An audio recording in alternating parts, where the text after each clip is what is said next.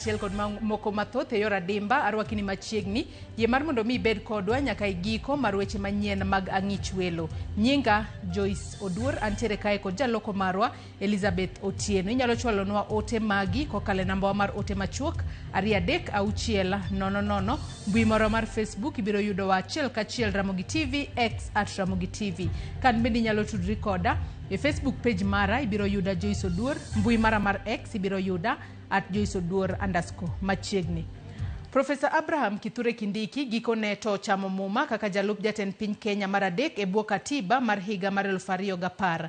E nyasi mane ota kod registrar mar doho Winfrida Mokaya e nyim ogai mar doho Martha Koome e kar romo mar KICC. Profesa Kindiki osingo mar bolore kendo bedo jakanyo mar jakony mar jatend piny William Ruto kachiel gi tiyo ne oganda jo Kenya duto maromre. Jafwambo marwa mar siasa Chris Owino oluonwa nyasino kendo losonwa report machal kamae. Genyadhi chia kod mulo Profesa Abraham Kithure Kindiki kod min ode Dr. Joyce Kindiki odonjo e kar romo maduong' mar KICC mar mako gi lwetgi ariyo winyo mopugno mane oyudh e lwetgi dweche buora motelo ne yiero maduong' mokalo. Mana kaka gweng' matin maonge kod ndhandhu mar Bethlehem, gweng' matin ma Irunduni e kaunti ma Tharaka Nithi bende oketo sigana mar e historia mar piny Kenya kuom miyo jo Kenya jalup jatend piny mar adek e bwo katiba mar 2010. I, Kithure Kindiki, do swear that I will always truly and diligently serve the people of Kenya. Giangolo mar siasa, jalup jatend piny osingo mar bolore ne jatende bedo jakony mare kaachiel gi bedo jakore ka ong'eyo maler ni mago e moko kuom gigo mane otero jalup jatend piny Kenya machon Rigathi Gachagua pacho. Kaka rapar ne oganda jo Kenya ni lemo makamano ne okier e lwete motelo ne yiero maduong' mar 2022, Profesa Kindiki okworo maua makwar e osiep mare kod jatend piny William Ruto kaka osiep ma oseyawo wang'e kendo miye puonj mathoth e weche mag siasa. Been your political student for nearly 20 years now, and nothing in the political space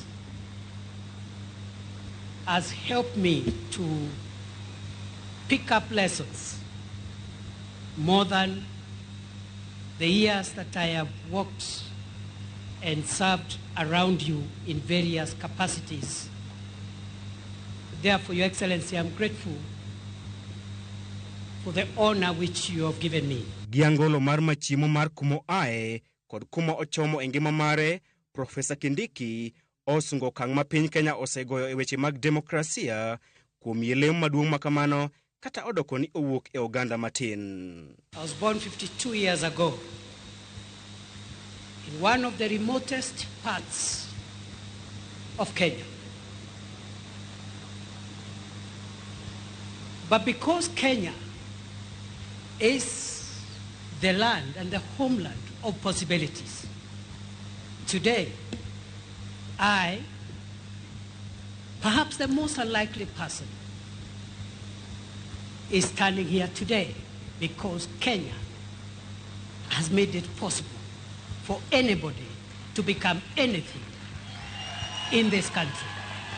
Profesa Kindiki osingo mariwo kendo tiyo ne ogendni duto maromre gino manenore kaka apilo e wang' jalup jatend piny Kenya machon Rigathi Gachagua mane iseyo kod josiasa kuom keto mahino mage e kedo ne ratich oganda jo masawa kende. I want to commit to you before this congregation and before the Almighty God, who is acknowledged in the Constitution,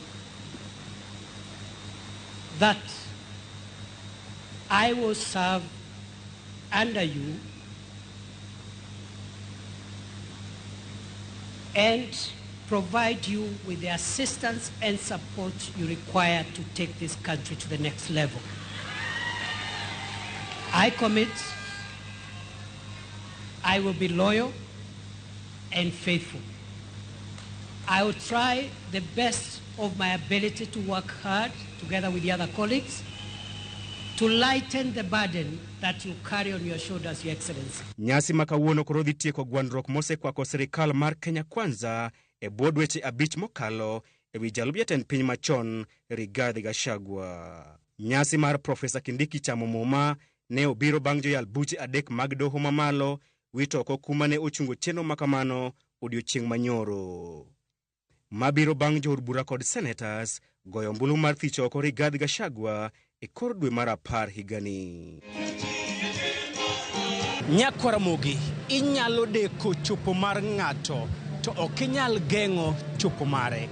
Mana kaka tur mar oluth kuon e tedo ok mon kuon chiek.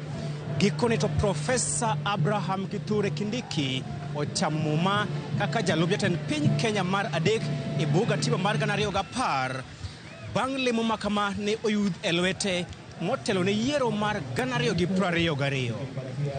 Chris Owino, Ramogi TV, KICC, Nairobi. Etelo mokwongo